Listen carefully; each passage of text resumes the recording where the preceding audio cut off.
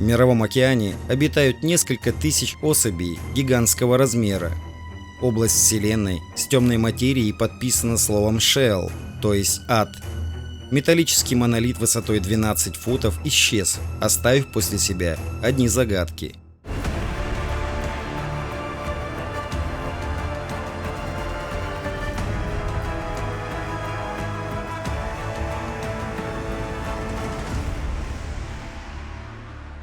Всем привет! С вами Финемор.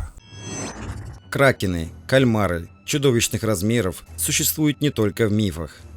Монстры попали на пленку, снятом в морских глубинах, и на снимки из космоса. Удача 2 раза сопутствовала американским биологам, которые отправились в экспедицию по Мексиканскому заливу, организованную Национальным управлением океанических и атмосферных исследований США НОАА. Они повстречали живого гигантского кальмара и впервые сняли это на видео и фото, как он охотится на большой глубине, около километра. Конечно, гиганты попадались и прежде, но лишь мертвые, выброшенные на берег. Чудовище, длина тела которого без щупалец достигала 4 метров, удалось приманить роботом Эджелли с лампочками. Мигая тусклыми огоньками красного цвета, робот имитировал биолюминесценцию глубоководной медузы атолла из числа тех, на которых обычно нападают гигантские кальмары или кракены, как их еще уважительно называют. Кальмар 6 минут присматривался к приманке, тараща свои огромные глаза размером с баскетбольный мяч. Подвоха он не углядел и напал на медузу, как он думал, что заставляет усомниться в умственных способностях, которые прежде приписывали головоногим моллюскам, цефалоподам. Хорошо, что у исследователей не было цели отловить его. Им надо было всего лишь только запечатлеть на видео, а то попался бы. Исследователи внимательно проанализировали все этапы нападения кальмара на приманку. Отчет о своей проделанной работе биологи опубликовали в журнале Deep Research Part 1 Oceanographic Research Papers. Рассказали о примененных уловках, проанализировали сделанные кадры, дали советы последователям. В глубинах Мирового океана водятся кальмары гораздо крупнее тех, которых удалось увидеть ученым. По мнению биолога, популярные среди моряков легенды о чудовищах-кракенах, которые утаскивали на глубину людей и топили парусные корабли, вполне могут иметь под собой реальную основу. Пакстон полагал и полагает, что его коллеги недооценивают размеры, которых могут достигать гигантские кальмары.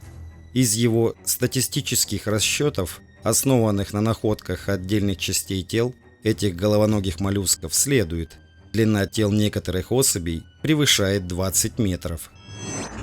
Если верить Пакстону, то в Мировом океане обитают несколько тысяч особей примерно такого размера, а отдельные экземпляры могут быть еще длиннее. По мнению ученого, кальмары разрастаются, чтобы противостоять кашалотам, которые их едят. О кракенах ходят легенды, некоторые биологи считают их правдивыми.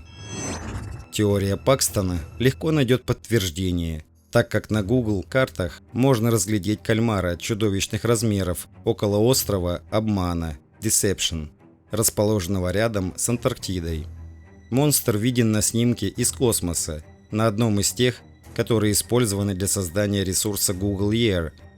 Вот место, в котором был сфотографирован кракен чудовищных размеров. На мысль, что из воды выглянул кальмар, а не что-то другое, навела характерная форма туловища этого чудовища. Его размеры, ориентируясь на видимую часть, от 60 до 120 метров, вместе со щупальцами. Это настоящий гигантский кракен, который с легкостью кашалотами питается. Этот снимок, на котором виден монстр, был сделан приблизительно в 2016 году.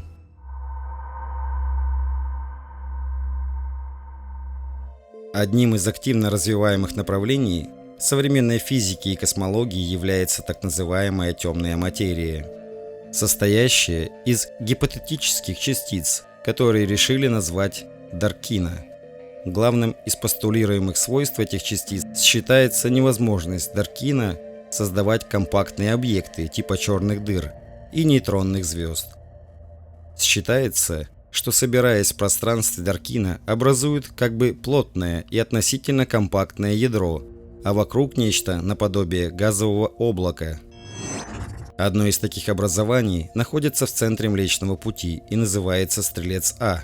Ранее считалось, что там прячется исполинская черная дыра с массой до миллиарда солнечных. Но теперь, как пишут в новом исследовании, там что-то типа сферы из темной материи, вокруг которой красиво вращаются газовые облака. Еще один новый великий научный труд про темную материю был опубликован несколькими днями ранее. И там светлые адепты мыслили уже не в масштабах отдельно взятой галактики, а решили составить контурную карту распределения темной материи во Вселенной. Карта выглядит как-то так. Изучив эту контурную карту, прославленные астрономы подсокали языками и про карту забыли. Не менее прославленные люди с более хорошо работающими мозгами обратили внимание на очень странное совпадение картинки с другой картинки, которая в древних еврейских трактатах иллюстрировала устройство мира. Как можно видеть, сравнив два рисунка, аналогия действительно интересная. Получается, что темная материя – это как бы Земля, а светящаяся материя, то есть звезды и галактики, это как бы небо. Поэтому, может быть, изначальный рисунок Вселенной выглядел так, как астрономы рисуют его сейчас, но в дальнейшем поколения переписчиков все неправильно наподписывали. Не знаю, насколько эта версия близка к истине, но если она правильная, то порассуждаем дальше. Для начала, посмотрев на древние рисунки более подробно. Как следует из рисунка, считать темной материей Землю будет, наверное, не очень корректно. Скорее, область Вселенной с темной материей подписана словом «shell», то есть «ад». А теперь, если верить результатам исследования, с которого мы начали эту тему, один из таких адов, похоже, находится в центре галактики. Очень странно, но разного рода телепаты и контактеры, без ссылок на темную материю и древние еврейские тексты, говорят одно и то же, что ближайшее учреждение для нарушителей космических правил как раз находится в Стрельце А, туда и свозят всех упырей. В общем, совпадение реально очень необычное и вполне возможно, что карты плоской Земли – это как бы допотопные карты Вселенной, истолкованные на свой лад всеми переписчиками последующих поколений. И если эта гипотеза верна, и если ее продолжить, то нельзя не вспомнить о другом странном объекте, который хорошо вписывается в теорию Даркина. Он имеет огромную массу, он невидим и окружен каким-то облаком.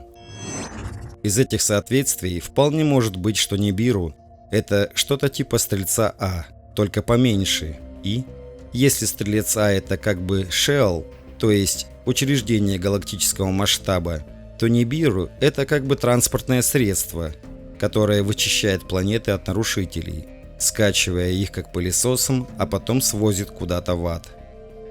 Именно такое откровение о темной звезде получил много лет назад священник Олег Маленко. И если в этом откровении господина Маленко все сказано правильно, то жнецы уже на подходе, может быть, уже даже здесь.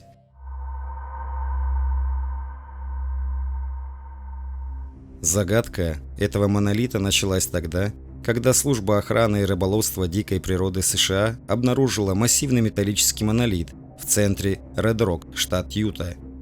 Это выглядело как 3 больших листа, склепанных вместе, с внутренней полостью. Конструкция была встроена в скалу с помощью сверхмощных инструментов. Но позже этот металлический монолит высотой 12 футов просто исчез, оставив после себя одни загадки. Официальное сообщение об этом исчезновении поступило из офиса Федерального бюро землеустройства в штате Юта. Местные власти сообщили, что 27 ноября строение было снесено неизвестной стороной, а на месте, где оно стояло, были оставлены только камни. Вскоре после исчезновения монолита в Юте, 26 ноября, на холме Батка-до-Амани в Румынии было найдено 9-футовое сооружение, которое выглядело идентичным тому, что было в Юте, но оно исчезло через 4 дня. Следующим местом была вершина Сосновой горы в Атаскадера, Калифорния. 3 декабря появился 10-футовый монолит, но вскоре после обнаружения его удалила группа молодых людей из Южной Калифорнии. Замена монолита деревянным крестом транслировалась в прямом эфире в социальных сетях. Позже вышло видеообращение, в котором утверждалось, что монолит в штате Юта был удален, со ссылкой на экологические соображения. Мы удалили монолит штата Юта, потому что есть четкие прецеденты того, как мы разделяем и стандартизируем использование наших общественных земель, естественной дикой природы, местных растений, источников пресной воды и воздействия человека на них. На острове Уайт у южного побережья Англии был обнаружен также 7,5-футовый монолит. Поскольку предыдущие все еще были популярны в интернете, таинственная структура была быстро распознана местными жителями. Пользователи сети разделились по поводу теории происхождения этого монолита. Была объявлена награда в $10 000 США первому лицу, которое выступит в качестве законного владельца этого монолита и представит точную информацию о его происхождении. До сих пор не ясно, что это за монолиты и откуда они взялись. Истории варьируются от арт-проектов до природы, пришельцев или чего-то еще большего. Многие предполагают, что они связаны с движением жилоземного искусства, возникшим в 70-е годы. Это движение производило свое художественное вмешательство в дикие природные пейзажи.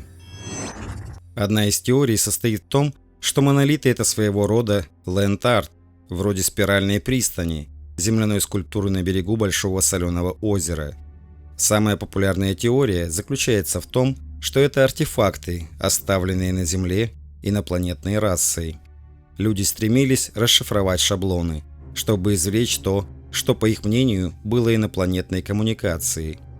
Сходство структуры с инопланетными монолитами из классического научно-фантастического фильма Кубрика 2001 «Космическая Одиссея» искрило эти теории. В то время, как некоторые другие теории указывали на простую мистификацию, которую разыгрывают шутники. Интересно, что люди нашли в Google Earth изображение объекта, датируемое 2016 годом. Официальные лица ранее отказывались раскрывать местонахождение металлического обелиска, но пользователям сети удалось точно определить его местонахождение. Это указывает на то, он был введен в действие задолго до того, как стал популярным. Напишите, что вы думаете об этом. Спасибо, что были со мной.